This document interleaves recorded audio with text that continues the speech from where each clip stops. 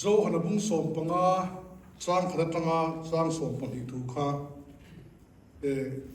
an hriat lar tak on yanga elal I suan ke hi grab tak hui kani ati na khani grab hui tak kan ti donga grab tak hui kan ti donga ni ai zong kwa di ve urangai tai la amaro chu dal I suan soin tak chu true lo ti na ni I'm the true vine at the canon false vine on te and the young tika Hilchiang Nitero grape duck tree a duck duckani at the roll can alim grape tree lim ha alone vetina ani to voina hienin mani chawin zo taila khoya hian nge lal I suan lo hi a grape frui tak angai ngai khanin kalo in hamtang vem a grape tak ni lo khan a grape frui a ang ve taksi engmo hian kan lo in hamtang ve sham ti kha zot ma satai la lal I suan ke ma hi grape tak frui kan a tak kania alim kan ni lo ti ni he tu line zone nei der ti te a alim chang le atak tak ni si lo kan tam em to ko sana ni se a adik tro khoi muna po hianin kalila he zoram no pe chonin a na tlang hin kan thoka rong bon le khi kan na tlang thoni kan chuak huk ma anom pon ho maro chu ami malte te alal I suwa nena inzom na akha nei si lo hianin mitam tak anom ani alim atak su la khan lim si atak ang tak si kha om thei ani chu wangin voina hianin lal I suwa hi grape tak shreni a lal I suwa Krista chumi grape frui tak nena inzom kani khanin helai ka rong bo dan phungte ka ngai to dan phungte ka thil dan shim kha adang lam chi ani lo chuanin engani khofel mi te ang tho kalin khoma in khom bana thil dang te le thei tho ang chi kha akar tu na ma du zong ma ni nom na le ma ni hlok na lir Pathianni engmo ko san thil ti ni khuwa ron nal le mai ron kal le mai kha ani ve theya chu tiang lo chuan when I had Isu Krista hi grab free takania chu Isu Krista grab tak free zom chu kani yam te when I hear in zot thar taila ani le chu grab tak free chu ding zomin kanom eng tiangin nge la Isu Krista chuan zom kan ni ti kha dirko pol a soi chu grab po ni lo grab tak po lo a to pa he ta pathian khoi na wa grab tak thria ron zom chop te kan ni gentile hu hi mo Isu Krista khongai na a thi na le thole na a in pek na min tlan na wangin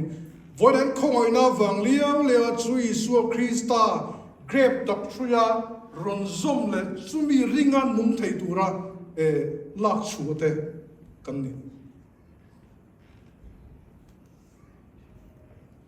chu Isu Krista nei tu le amaring tu chu Isu na in zom kan ti kha an lo ni ta chu la Isu na soi chu keima reng ro ati Beng to grab free omreng lo chuan a vuaya pai chuin om thing a lo ro thing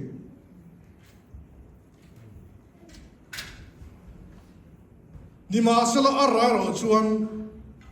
pa kappa na ti thiang them the te ni he a ro pui ka ti chu eng vai nia ring tu nun hi a bollo thina bollo tak ring tu ni si anga kan om na chan hi kan ti chuan ra chua lovin kan om tina eng kim ti thei ring tu eng po in thei eng po ei thei ring tu eng po en thei eng po ngai tha thei ring tu kan yem bollo ruzet mai chungril lam eng mo ruzet si kha om ve theya chu tiang chu kan ni thena wangin ring to tu nge nge te po pathian atanga ti thiang lemna hami engene pruning kan ti kha itam tukin ti thiang limna kan kal tlang lo thina kan bol lo thina ara apianga ti thiang lim thina ti tlat ra tampo le i thiang lim tulang chu chu ni lali suwa Krista awanga ra chuak te hi lalpana ti thiang lim thina lalpana ropui na na mang thin na sale zo na mang dau dau thin ani chumi tu chuan keima omro u ti ni abide in me omro u ti ni local zeu ro ti lo mo ei then khat thala ho suang mai ma di ni hotel an pangan dieng da le kan de ni le ngan suga chai do an ho an mua jing an suga an bo le a king zone ma pe chuan tom lu tu khati ang tur khan lali suan min ko lo fa keima om ro pot me om reng ro ti lal Isu Krista kan om na tur om ro min ti ani hey tun lai an soi rombo na sim shu po hian hey missionary pon go te pathian ti chuana amitam te kan donga nima sala thil har sa de mai missionary tam tak zinga har sanna to chu stay hine mani rombo na muna om le thailo om rei le thailo atopa chua sang le ta kal sang le ta ti te chu tiang da chon kan ni ti nu na po yan lal Isu Kristan om ro min ti hian lal Isu Krista om hi kan ra chu na bul tu ni wangin poi chu Isu a chuan I omang u mo ani le to lai ma ni khain zo thau ta la khoya hian nge oma in thriat I ngai tu dan phung te I thil ti dan phung chim chim khan khoya hian nge oma I in thriat I in ngai tu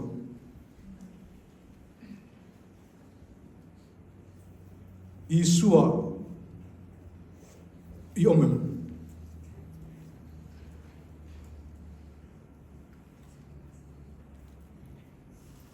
ka zom pui peng ra lo piang apai thina te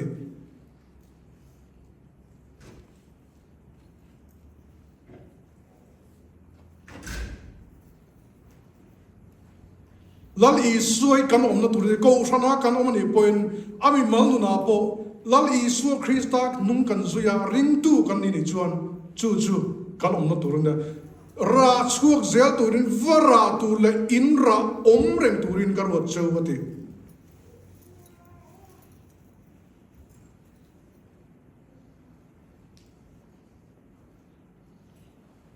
ra chuak tura ko kan ni soi thin ang daw niya hey mi ak rula ak vermot ang chi te ring tu om theni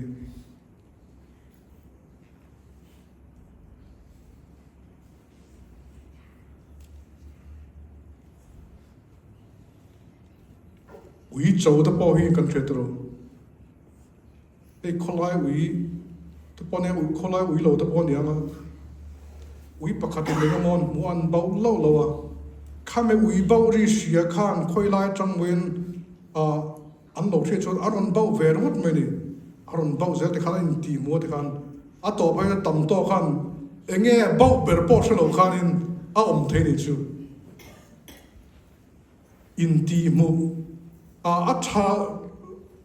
lo chu lo mai the a tha lam ni chu in mai ro chu lal Isu Krista o malal Isu Krista nung zuina a hian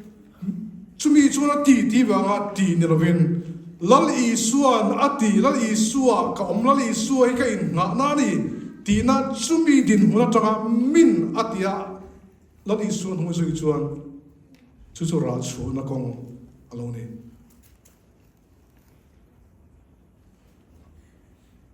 a chang chuanin ra chuak ta nge po hi lal pan a graft a pruning kan ti khamo hey thai ta po kan sia pang par ta po attention sia en kol thin chuanin azar te kan chep thla ti kha la chang chuan aron choi le thar le a ra te ron chu thar le ma ai tam zo chu tiang chu la ya soi ni ra chu le se zaw le zuala pathian ta na mal som pathian man tan kan ni the turin chu lal pan min ko cha ni ya ko san kan om chan po ni ya chumi chu ke ba ni hian voina hian lo ting tu chuan a chang chuan har sat na kan kal tlang ai thin lal pan a chang chuan min testing khami testing kan ti te pruning kan ti te a khang zong kha ring tu tam tak chuan kan kal tlang mo enge kan kal tlang vek ma ni chuan game siam kan ring tu jin kong akhan a chang chuanin hei kan ngai pol fo chu kan ti suala wanga kan tur hi om ve thowa ti suala wanga tur ve rim suala wanga tur ti ga ti ko petron ni ma sel chumi chu dilo pathian rong ka bol wangte pathian ka than tla wanga ka tur har sana sang kan kal tlang hi om thin chu lal pan alo rem ruat che na ni lal pan chu ke manin nun ti than len nan ra na sale zul ke mane chole turin lal pan man ruwa amang chin ani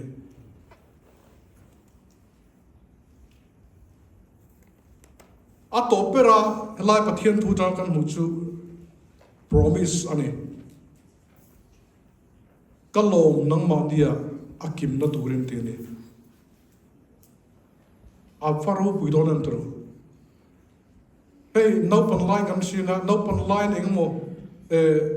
thil kan ti suala nu le pa te kan reconcile le chuta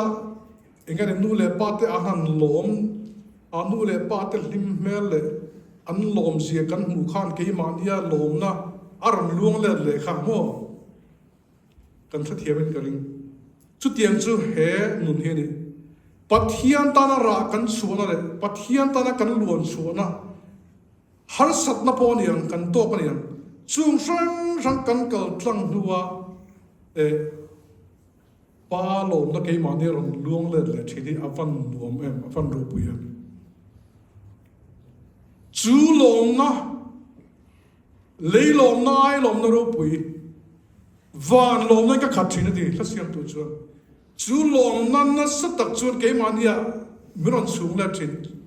ra chuak lom na lal Isuan thei pui kha ting ati aro du ve lo ni ma sela avakal naya ara awazona e tur amlo lo ra to suate how lum top mai du ve lo ngalang sini ma se ra chuak si lo lal pan alom lo ni lal pan adu lova voidan keima mimmala po ako sanang pon at sung kuang pon di sela lalpan min suore chane voina yen ra chua hi lalpan min dua chuta chun lalpan ma so tam tak min vur le ya alom na chu keima hian mon chun le hi adu ni chui du chun voina hian ho u lal Isua kan sui na hian in siam thar in hlan thar le u keima om reng ru ke po nang ma de kom reng na thi avan nuam em tu lal Isua ke mane om reng na chu avat thumon thak em chu ta alom na chu ke mania pathian lom na chu ke mane hian lalpan chun let chu chun eng lai pomin vur let adu thina voina hian ko than hote lal Isua Krista in ngata in som ta Isua Krista nung zui turin ra chuak turin kain som hei rong bola kong kan zome ka he lai tam kuin kan ngai thang khan rong bola pen chuak tur kan nei hi aro pui ka ti a ko san ni na poi mo ta ka ni mission aluang chuak lo le khami chu ko san atling lo ani tui luang chuak lo ang kan ni luang chuak lo tui chu zoi tira phim về cô mà sẽ ari alor hun alor til til to pa pat ek te chi sang lo khoma bol lo da ron fin zel ti khan a to pa en point la lo tui ten a sang chen voina hian ke ni ko ran ho te mi mal nun te ponian au lal isu Krista zom tu kan ni angin luang chuak ang u kan kut le ke kan engkim pathian mal song kan dom te ne luang chuak ang u chu chu ko san in phun ngana ko san sia dik tak ani lal pam min din san ani wangin chumi tu chuan ka in som thang le voina hian kan thuti rik te kan report pek te lalpan kan zatan kan som sa ro se. Amen.